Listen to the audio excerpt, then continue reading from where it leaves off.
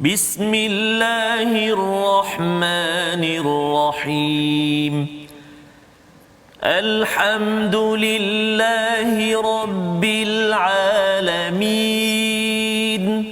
الرحمن الرحيم مالك يوم الدين إياك نعبد وإياك نستعين اهدنا الصراط المستقيم صراط الذين أنعمت عليهم غير المغضوب عليهم ولا الضالين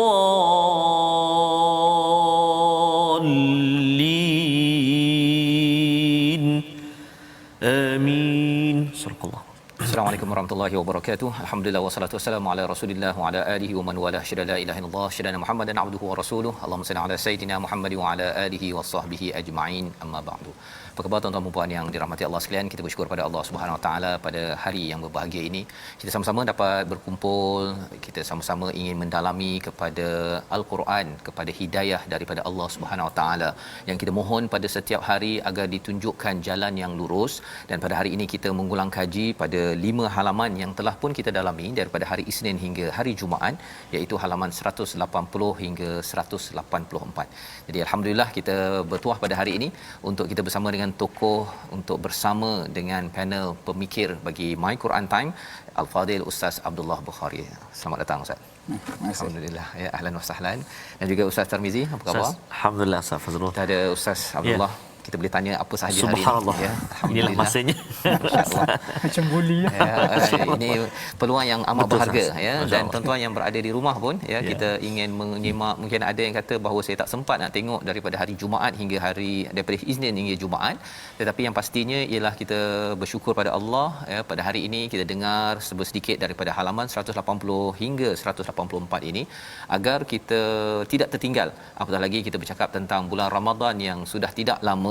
Persediaan orang-orang soleh pada zaman dahulu sebelum Ramadan itu sudah pun bersedia agar Ramadan tahun ini, harapnya tuan-tuan yang berada di rumah, adik-adik akan dapat Ramadan terbaik. Amin, dengan Al-Quran, bacaannya mantap dan kefahamannya ketika solat tarawih, ketika solat Isyak, Maghrib, semua ya, amalan solat kita itu adalah Quran termanis dalam kehidupan kita. Jadi sama-sama kita mulakan ya sesi kita pada hari ini dengan doa ringkas kita. Subhanakala ilma lana illa ma 'allamtana innaka antal alimul hakim. Rabbi zidni ilma. Ya Allah, tambahkanlah aku ilmu. Kita mula dengan halaman yang ke-180. Kita nak membaca daripada ayat yang ke-29 sebagai bekalan Ramadan kita. Menarik ini ayat 29. Mari sama-sama kita baca dipimpin Ustaz Tarmizi untuk kita melihat Ustaz tentang konsep takwa. Dalam surah Al-Anfal, surah pasal perang sebenarnya, tetapi masih lagi asas penting iman di awal surah Al-Anfal, dan sekarang ini kita berjumpa dengan perkataan takwa. Mengapa takwa amat penting? Kalau kita lihat dalam surah Al-Baqarah itu, bila bercakap tentang wahai orang beriman ya, difardukan puasa seperti orang sebelum kamu agar kamu bertakwa. Jadi iman kita dah belajar di awal surah Al-Anfal. Sekarang nak tengok takwa itu apa kebendanya. Kita baca dahulu, silakan Ustaz. Terima kasih Fadil Ustaz Fazrul. Yang bahagia Fadil Ustaz Abdullah Bukhari, khususnya tuan-tuan dan puan-puan sahabat-sahabat Al-Quran yang dikasihi Allah Subhanahu Wa Taala sekalian. Kita nak melihat halaman 180 ayat yang ke-29. Sebagaimana Al-Fadhil Ustaz Fazrul sebut tadi, Ramadan kita sekarang berada menuju Ramadan, road to Ramadan. Jadi mari kita baca dulu ayat yang ke-29 sebelum kita ikuti kupasan daripada Al-Fadhil Ustaz Abdullah sekejap lagi. A'udzu billahi minasyaitonir rajim. Ya ayyuhalladzina amanu in tattaqullaha yaj'al lakum furqana in tattaqullaha yaj'al lakum furqana wa yukaffir ankum سيئاتكم ويغفر لكم والله ذو الفضل العظيم صدق الله العظيم. Wahai orang-orang yang beriman, jika kamu bertakwa kepada Allah, niscaya Dia akan memberikan furqan, kemampuan membezakan antara yang hak dan yang batil kepadamu dan menghapus segala kesalahanmu dan mengampuni dosa-dosamu. Allah memiliki kurniaan yang besar. Wahai orang-orang beriman, Allah kata jika kamu bertakwa. Terus kita bersama dengan Ustaz Abdullah Bukhari. Ustaz, kalau boleh ceritakan sikit apa maksud takwa, dan Allah kata di sini diberikan furqana, ya. Apa maksud furqan? Pasal dalam surah Al-Baqarah ayat 185 pun bercerita tentang Ramadan itu bulan diturunkan Quran, salah satunya bayyinatin minal huda wal furqan, ada istilah furqan. Silakan Ustaz. Okey, terima kasih kepada Ustaz Fazrul dan Ustaz Tamizi, masya-Allah. Bacaan Ustaz Tamizi lagu Khalil Husari tadi mengingatkan saya zaman remaja. Allahu akbar. Ketika di sekolah kita petang-petang sebelum maghrib dengar suara membaca dengan lagu itu, subhanallah. Terima kasih Ustaz. Allah. Kenyang rasa hari ni. Allah. Dan surah Al-Anfal ni kita tahu macam disebut tadi, surah ni cerita mengenai perang, itu perang Badar. Dan takwa tu perlu dalam perang, sebab apa, kadang-kadang dalam perang ni bila musuh menyerang, berlaku sesuatu yang menyakitkan kita, kita mungkin jadi emosi, lalu kita mengabaikan aspek takwa tu dalam perang. Sepatutnya tikam sekali dah mati dah musuh tu, tapi sebab nak marah ni tak ada takwa, kita buat berkali-kali sehingga kita cincang mayat. Itu antara contoh. Tapi takwa tu sendiri kalau mudahnya diumpamakan oleh seorang sahabat Nabi, Ubay bin Ka'ab. Dia kata takwa ni macam kita lalu sebuah lorong yang penuh dengan duri. Kita tak berjam mata lari macam tu, sebab kita berhati-hati, berjaga-jaga, waspada supaya kita tidak terpijak duri-duri itu. Dan apa kaitan dengan Ramadan? Ramadan ni adalah sekolah ataupun madrasah yang cukup bagus untuk melatih takwa. Dan takwa yang kita latih dalam Ramadan, dia tak perlu ada CCTV, tak perlu ada guru besar. Sebab contoh kita puasa dan kita dah niat di awal pagi, katalah kita duduk di rumah seorang-seorang, kita buka peti ais, ada jus, ada makanan. Pada masa tu kita nak ambil dah, tiba-tiba kita kata tak boleh, aku kena jaga puasa aku ni. Kenapa? Walaupun orang tak ada, orang tak nampak, tapi aku puasa. Sebenarnya Allah sedang merhatikan aku, Allah sedang perhati adakah aku jaga semua batasan puasa. Jadi itu yang kita latih selama sebulan. Dan takwa ni, nak dapat takwa tu sudah pasti dengan ilmu. Kita ada ilmu, kadang-kadang kalau tidak ada latihan, kita tak mampu nak menghayati ilmu itu. Jadi kita ada dah ilmu, puasa, jangan curi makan contohnya. Waktu kita berlatih selama sebulan, latihan sebulan Ramadan itu insya-Allah akan menerbitkan satu kesedaran kepada kita untuk bezakan antara baik dan buruk. Itulah panggil furqan. Waktu Al-Quran ni, nama Al-Quran macam disebut tadi, Al-Furqan.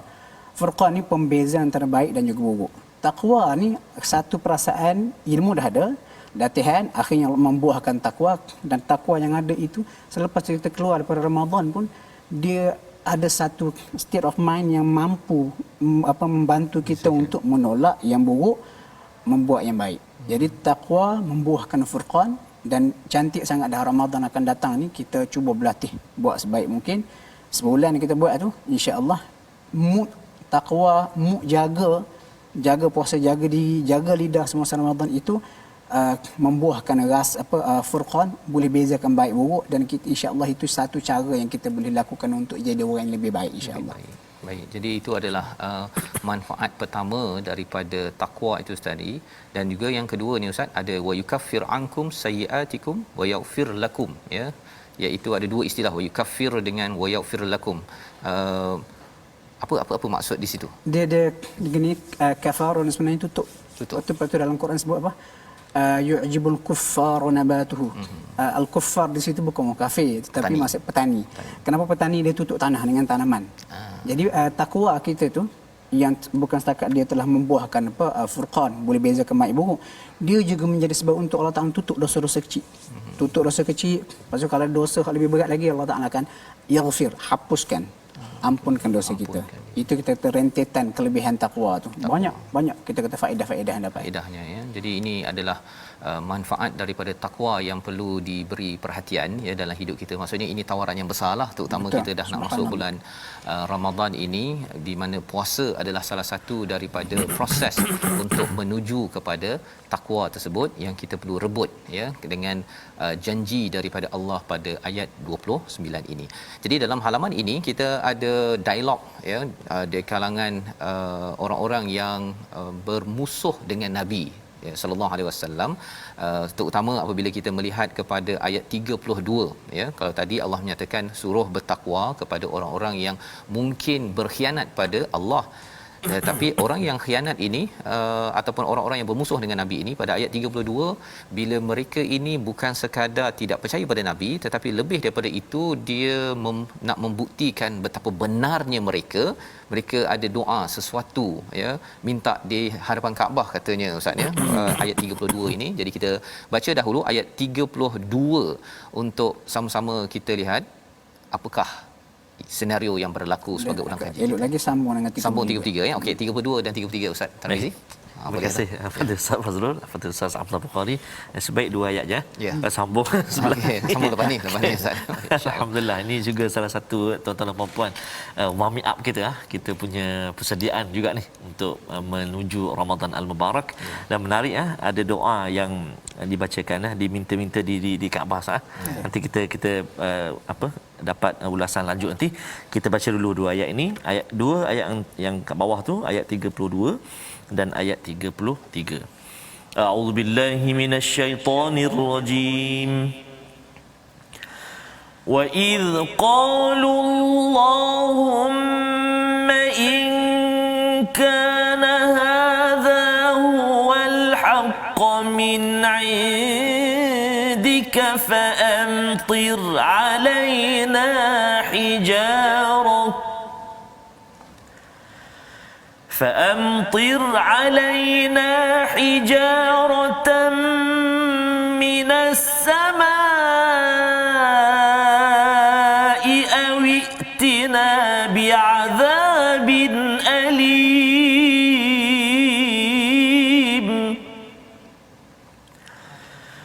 وما كان الله ليعذبهم فيهم وما كان الله معذبهم وهم يستغفرون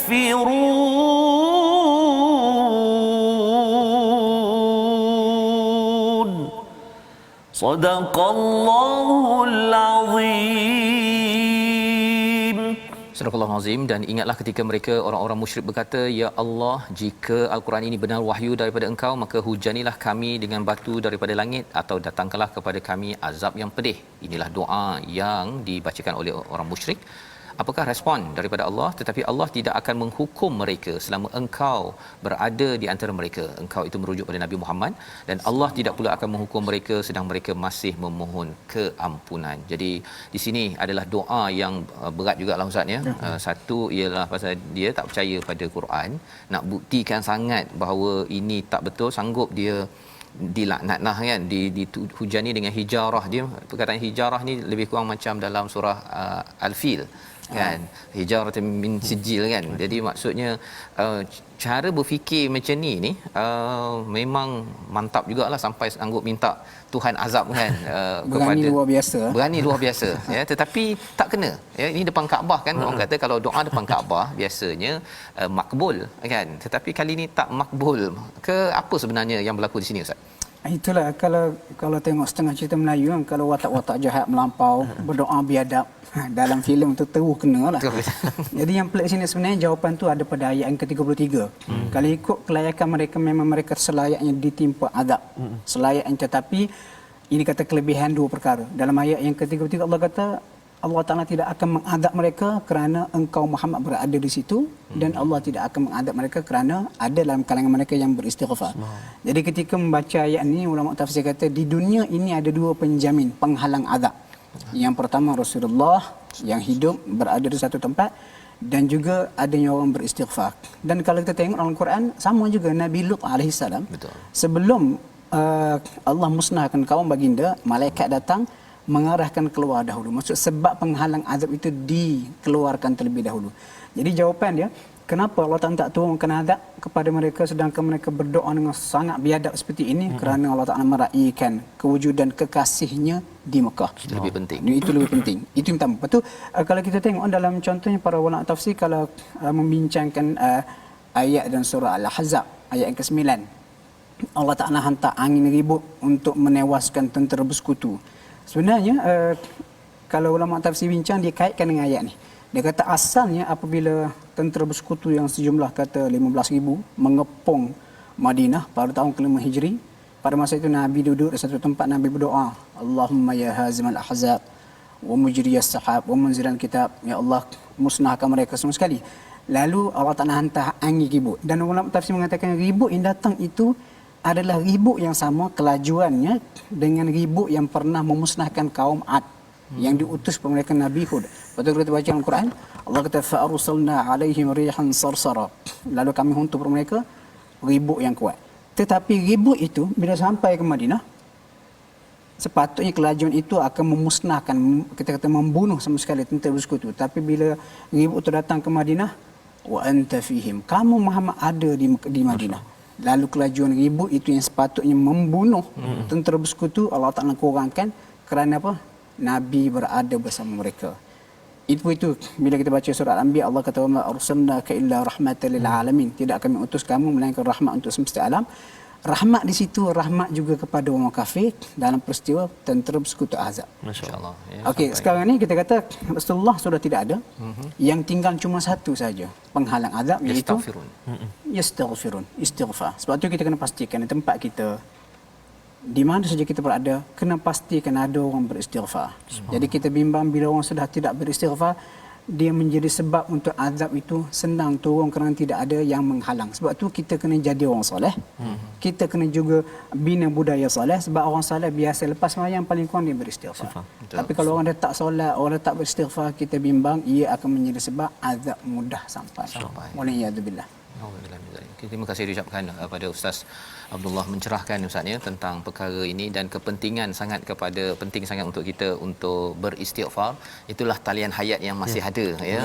Nabi sudah wafat ya, tetapi kita tahu bahawa salah satu sunnah Nabi sallallahu alaihi wasallam itu beristighfar, memohon ampun pada Allah SWT. Itu lambang kepada kehambaan yang amat penting agar terjauh daripada azab, walaupun sepatutnya tadi dah sepatutnya dapat Ustaz ya.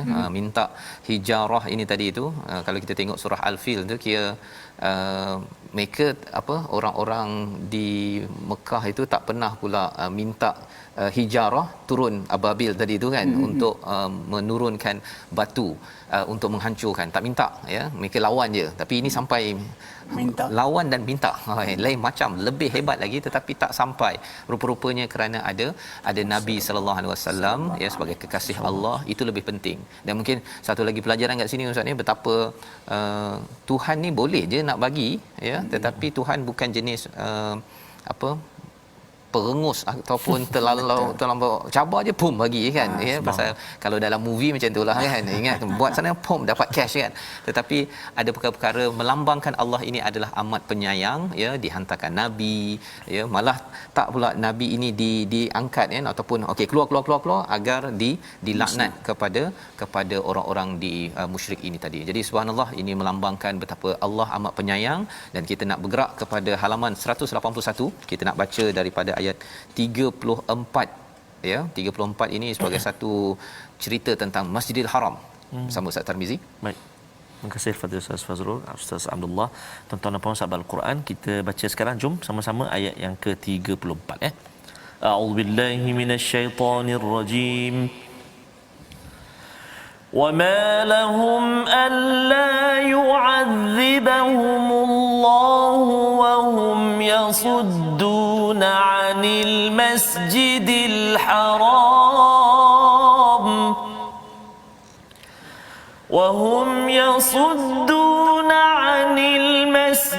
الْحَرَامِ وَمَا كَانُوا أَوْلِيَاءَهُ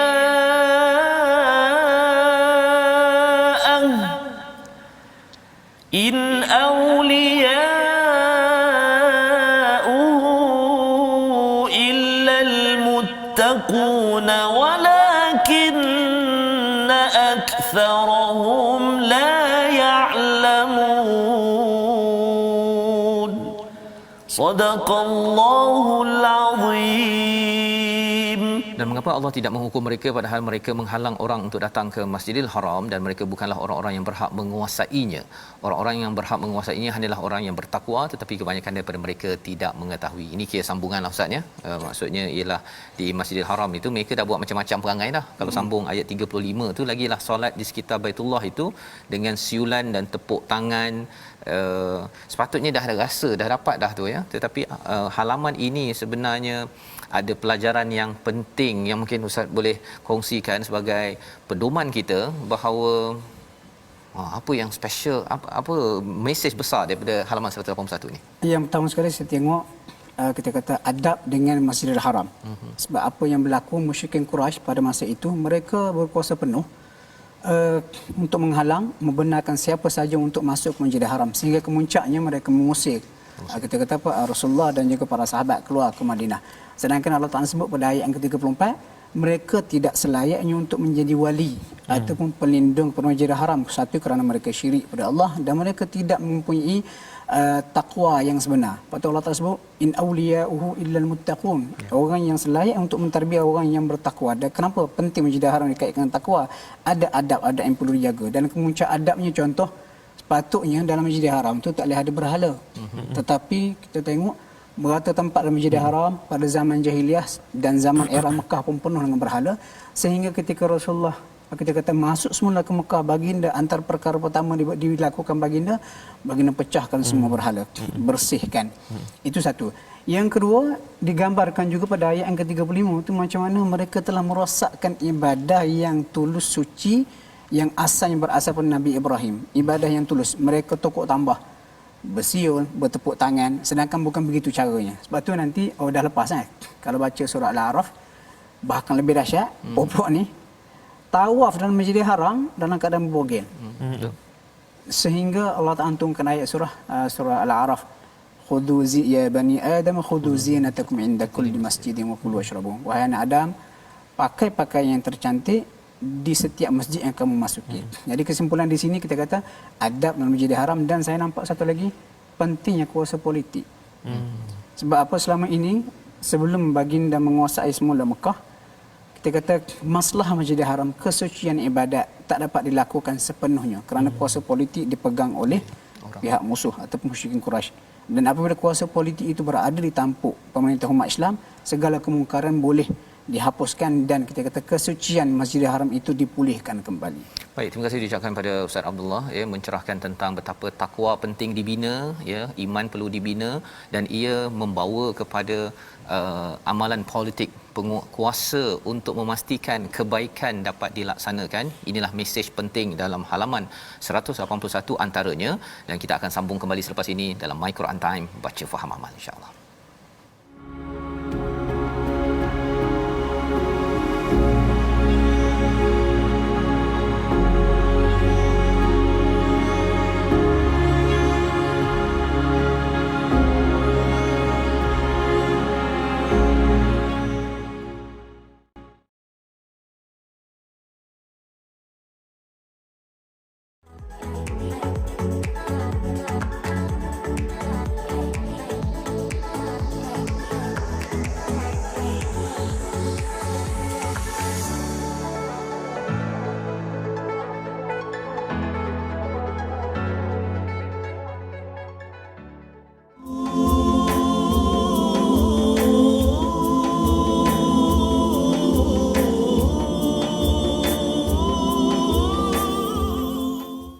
أعوذ بالله من الشيطان الرجيم واعلموا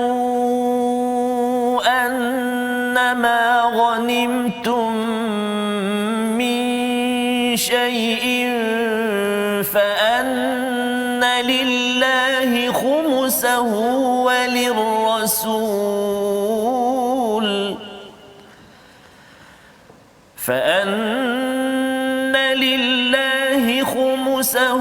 وللرسول ولذي القربى واليتامى والمساكين واليتامى والمساكين وابن السبيل إن كنتم آمنتم بالله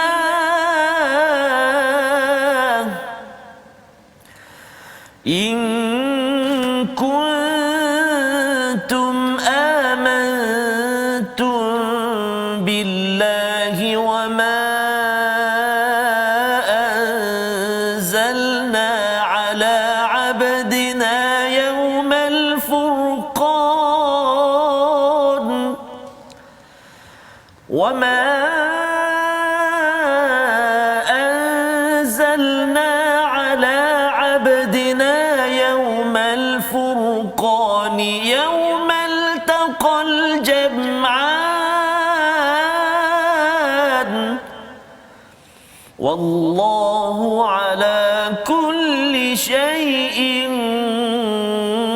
قدير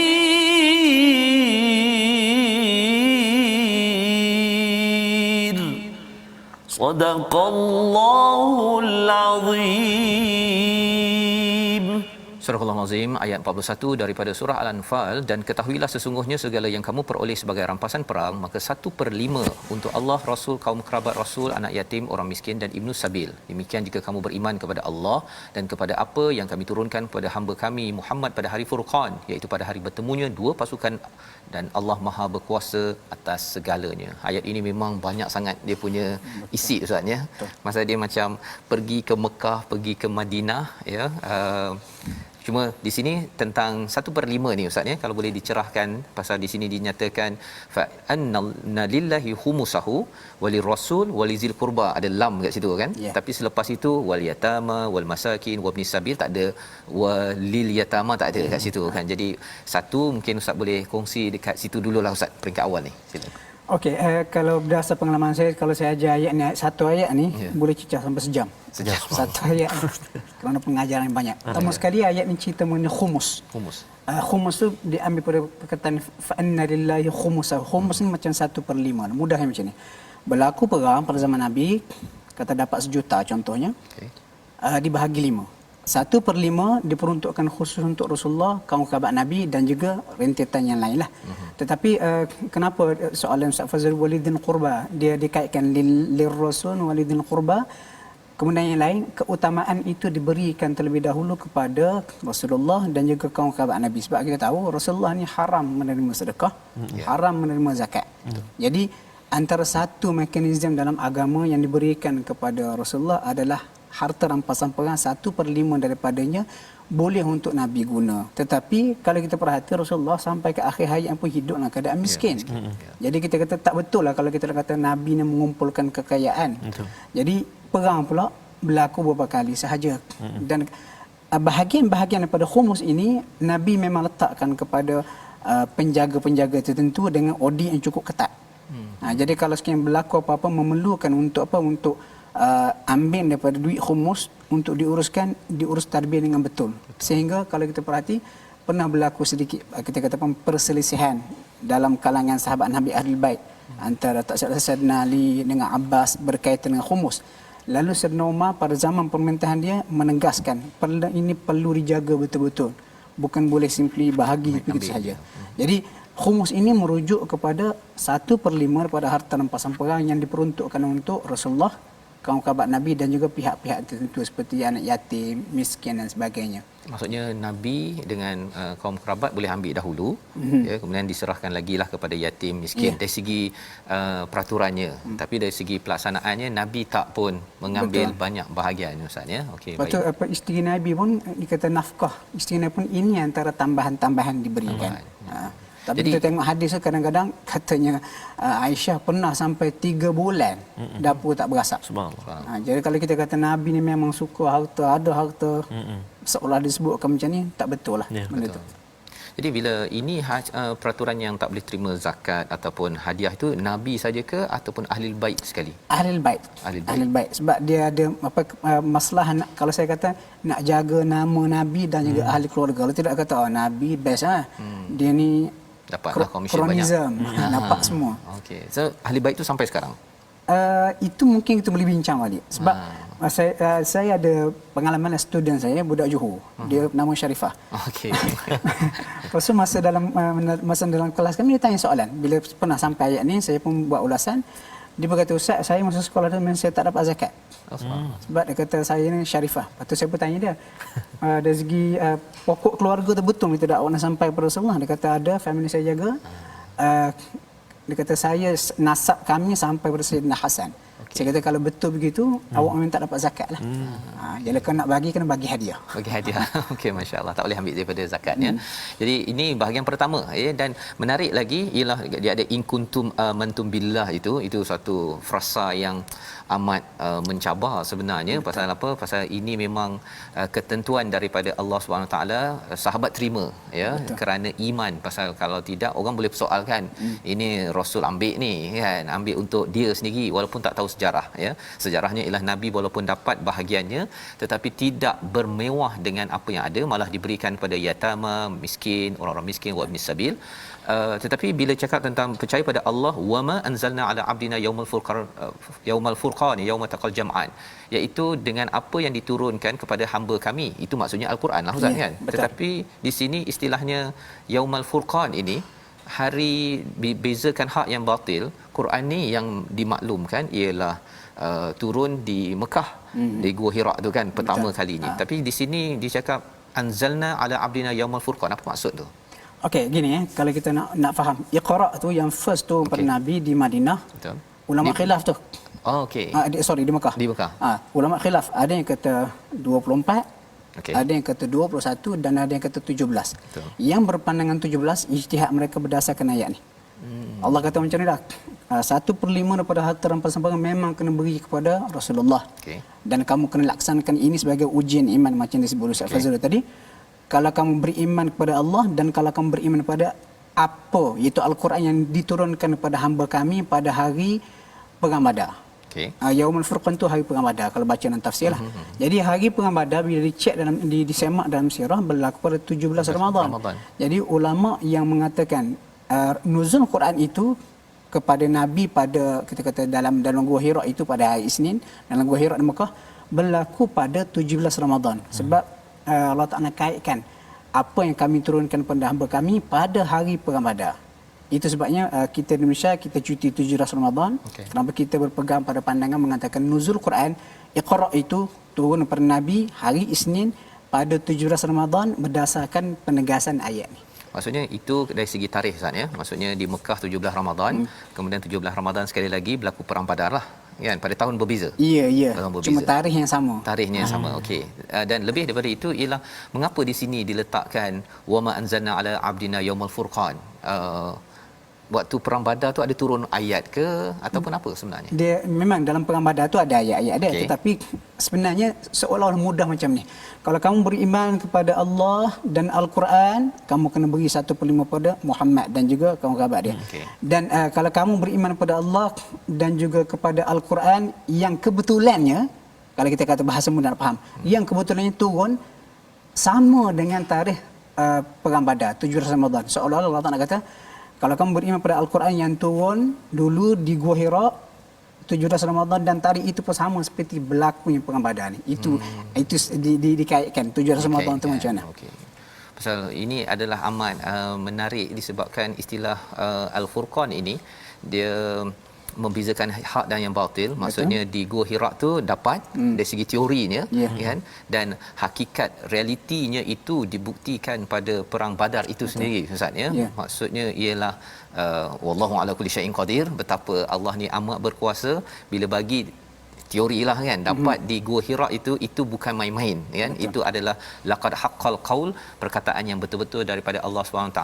Dan kalau katakan tadi orang-orang yang bukan Islam tadi tu diminta bila nak dapat azab tu, inilah azabnya.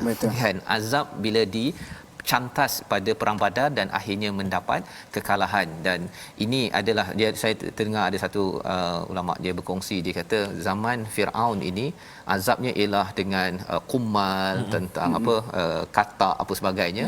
Zaman umat Nabi Muhammad tak ada azab begitu ya.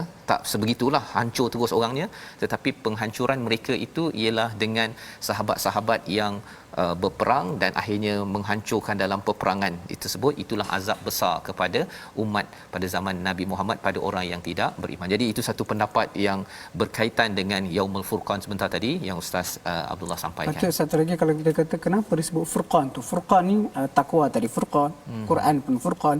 Kenapa perang Badar juga Furqan? Sebab perang Badar ni sangat ekstrim. Allah Taala tunjuk kebenaran dengan kebatilan. Kalau kita fikir logik pun 300 lawan 1000. Logik yang tak akan menang 300. Tetapi Allah Taala beri kemenangan dengan cara yang cukup luar biasa supaya jelas nampak hari ini adalah hari pembeza yang nyata antara kebenaran dan kebatilan. Dan pada hari itu yang begitu bersejarah dan juga seolah-olah Allah Taala kata Iqra dulu tu pada Muhammad pun pada tarikh yang sama. 17 di sana, 17 di sini. Cuma itu satu pandangan. Rupanya kalau berdasarkan ulama hadis dalam Musnad Ahmad bin Hanbal disebut atau kitab langit semuanya turun pada bulan Ramadan. Suhuf Ibrahim, Taurat, dan dikatakan Al-Quran turun pada malam 24 Ramadan. Itu pandangan, dan kalau saya duk perhati kalau ulama hadis mereka berpegang pada pandangan itu. 24 Ramadan. Lepas tu yang 21 Ramadan itu ada ulama sirah daripada India. Safi Rahman Barakfuri, pengarang kitab Ar-Rahiqul Makhtum. Dia guna kaedah apa? Kaedah ilmu falak. Dia kata 21 Ramadan. 21 Ramadan. Tetapi apa pun 21 ke 17 ke 24, hak penting ikut ataupun tidak Al-Quran. Ya, itu yang penting kan. Pasal kalau ikutkan jangan duk balah.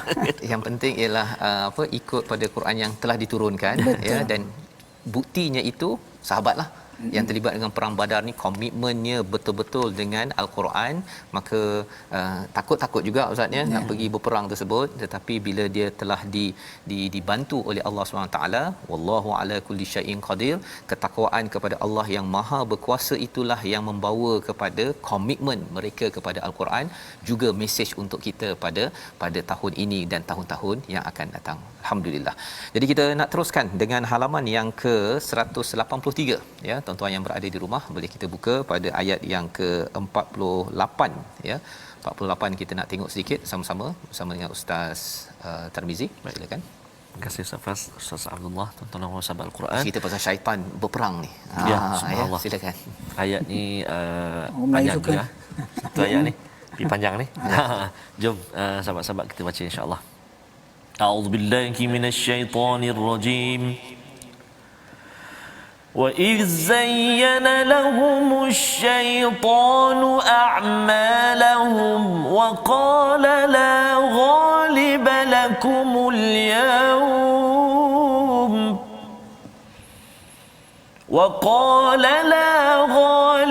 لَكُمُ الْيَوْمَ مِنَ النَّاسِ وَإِنِّي جَارٌ لَكُمْ فَلَمَّا تَرَاءَتِ الْفِئَتَانِ نَكَصَ عَلَى عَقِبَيْهِ وَقَالَ إِنِّي بَرِيءٌ مِّنكُمْ إِنِّي أَرَىٰ مَا لَا تَرَوْنَ إِنِّي أَخَافُ اللَّهَ وَاللَّهُ شَدِيدُ الْعِقَابِ صَدَقَ اللَّهُ الْعَظِيمُ. Dan ingatlah ketika syaitan menjadikan perbuatan dosa mereka terasa indah bagi mereka dan mengatakan tidak ada orang yang dapat mengalahkanmu pada hari ini dan sesungguhnya aku adalah penolongmu. Maka ketika kedua-dua pasukan itu telah saling melihat berhadapan, syaitan berundur ke belakang sambil berkata, sesungguhnya aku berlepas diri daripada kamu, aku dapat melihat apa yang kamu tidak dapat lihat, sesungguhnya aku takut kepada Allah, Allah sangat kuat azabnya. Wah, ini adalah pembongkaran syaitan terlibat dalam perang. Ustaz boleh komen Ustaz? Okey, ayat ini kalau nak selamat kita tengok dua lapis makna. Dua lapis. Yang pertama, syaitan tidak ada secara fizikal di situ, tetapi dia menghasut setiap tentera musyrik Quraisy. Pergi. Aku bersama kamu. Tengok jumlah kita yang ramai semua sekali. Itu yang pertama. Bila dah bertembung, syaitan tahu tentera musyrikin Quraisy ini tentera yang tidak betul, yang di hadapan sana ada tentera yang betul, mereka lari, dan itulah kerja setan, jerat, bila terkena jerat dia melarikan diri. Okey, itu tafsir yang pertama. Tapi kalau kita buka dalam kebanyakan tafsir macam tafsir Ibnu Katsir, disebut sebuah riwayat yang agak kita kata pelik, tetapi tidak mustahil. Apabila Abu Jahal mengerahkan orang Mekah untuk keluar pergi berperang Badar, mereka agak berat hati sebab orang Mekah ada masalah dengan satu kabilah. Kabilah yang diketuai oleh Suraqah bin Malik. Bani Mudlish.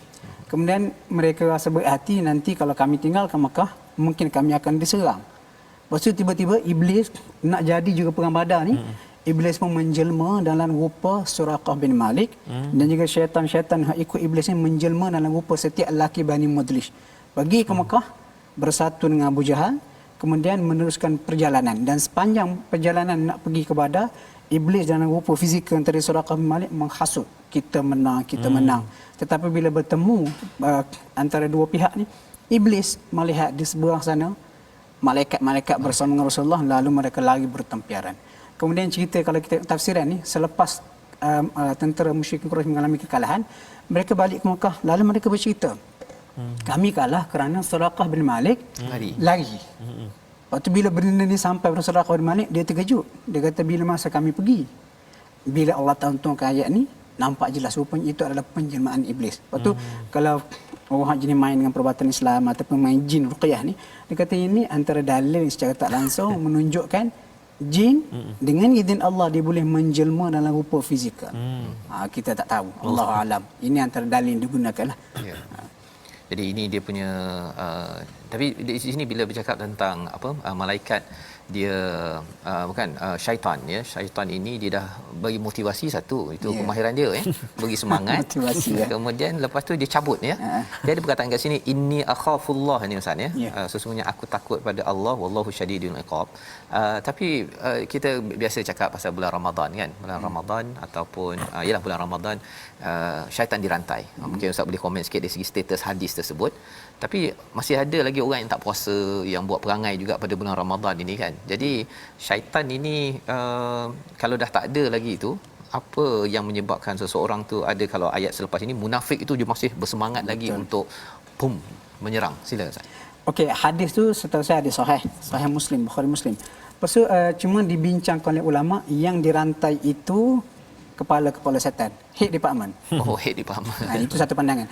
Ada pula yang mengatakan seolah-olah syaitan dirantai kerana umat Islam telah berpuasa. Dan puasa itu sebenarnya seolah satu baju besi. Lepas tu Nabi sebut as-saumu junnah.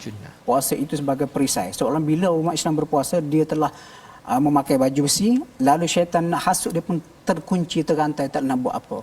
Itu antara pandangan yang kedua. Ataupun pandangan yang ketiga, memang syaitan betul-betul terbelenggu, tak boleh bergerak. Itu adalah fiction mengatakan dia pernah ada cerita budak kecil ni, dia pergi ke surau masa bulan Ramadan, dia suluh, lampu suluh, nampak dalam semak ada sesuatu seperti dirantai. Itu mungkin khayalan dia lah. Tetapi apa yang penting bagi saya, maksud syaitan itu dirantai, saya lebih suka kalau kita kata syaitan itu dirantai kerana kita ada kesedaran takwa untuk tidak melakukan dosa pada bulan Ramadan demi nak jaga puasa, seolah-olah syaitan itu terrantai. Itu Allah alam. Itu ada beberapa pandangan para ulama. So, kenapa ada juga orang buat jahat ni? Sebab dia tidak merantai syaitan dalam diri dia. Bahkan syaitan tu telah lama kita kata berkuasa penuh atas diri dia kerana tidak pernah pedulikan agama arahan Allah. Seolah-olah belenggu syaitan itu tak mampu, ataupun belenggu Ramadan itu tak mampu untuk mengikat syaitan dalam diri dia. Bahkan dia itu sendiri adalah syaitan manusia. Insya-Allah, ya. Jadi ini adalah panduan daripada Al-Quran. Maksudnya untuk Ramadan ini kita kena buat persediaan Ramadan lah Ustaz, ya. Maksudnya takwa tu kena bina sebelum Ramadan. Jangan harap bila masuk Ramadan nanti insya-Allah nanti dah dirantai, mudahlah saya. Rupanya masih lagi liat untuk membaca Al-Quran ataupun solat. Rupa-rupanya silap konsep, ya. Dia tak aktif membina takwa, dia harap rantai kena kat syaitan sahaja, ya. Jadi kalau syaitan dia dah tak buat kerja pun, tetapi dia telah dilatih, khawatir masih lagi ada sifat-sifat yang negatif di dalam diri kita. Doakan agar Allah bantu kita, ya, dan lebih lagi dapat kejayaan dalam Ramadan kita pada tahun ini insya-Allah. Dan kita akan bersama ya, kita bersama dengan Ustaz Abdullah Bukhari pada hari ini. Banyak perkara yang kita bincangkan Ustaz ya. Tak puas, harap ya tak puas tak cukup ya. Ustaz.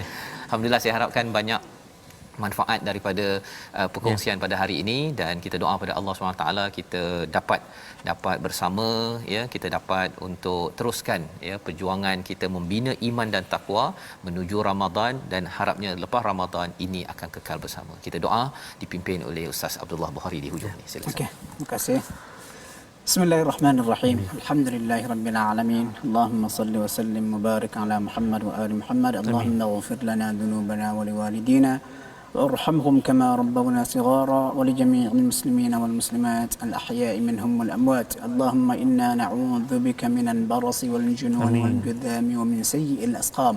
اللهم إنا نعوذ بك من زوال نعمتك وتحول عافيتك وفجاءة نقمتك وجميع سخطك. اللهم زرنا ولا تنقصنا وأكرمنا ولا تهنا وأعطنا ولا تحرمنا وآثرنا ولا تؤثر علينا وأرضنا وارض عنا. ربنا آتنا في الدنيا حسنة وفي الآخرة حسنة وقنا عذاب النار. صلى الله على محمد وعلى آله وصحبه وسلم. الحمد لله رب العالمين. تقبل الله منا ومنكم. Amin ya rabbal alamin. Terima kasih diucapkan pada Ustaz Abdullah Bukhari sebagai tetamu kita pada hari ini yang banyak mencerahkan beberapa perkara daripada halaman 180 hingga 183 sebentar tadi. Kita tak sempat pergi 184 Ustaz ya. Banyak perkara yang kita nak lihat lagi, dan itulah Al-Quran. Jangan kita menyatakan bahawa saya dah dengar dah ayat ini, kerana Al-Quran setiap kali kita mendengarnya pasti ada permata-permata baru yang Allah akan bongkarkan, dan kesedaran inilah yang kita ingin bawakan dalam tabung gerakan Al-Quran sebagai satu platform tuan-tuan menyokong bersama membawa permata-permata Al-Quran ini agar semua dapat melihat fadal kurniaan daripada Allah ni lebih berharga, lebih baik daripada apa sahaja yang ada di dunia ini, kerana kita yakin dengan asbab inilah ya keimanan takwa yang sinar daripada Al-Quran akan membawa kemenangan, kejayaan dalam kehidupan kita di sini dan juga sampai ke akhirat sana. Jadi kita bertemu kembali dalam ulangan pada jam 5 petang, pada jam 11 malam ya, dan juga pada jam 6 pagi. Rancangan ini dibawakan oleh Mufas yang mendoakan terus kita membina iman dan takwa menuju Allah Subhanahu Wa Taala. My Quran Time, baca faham amal insya-Allah.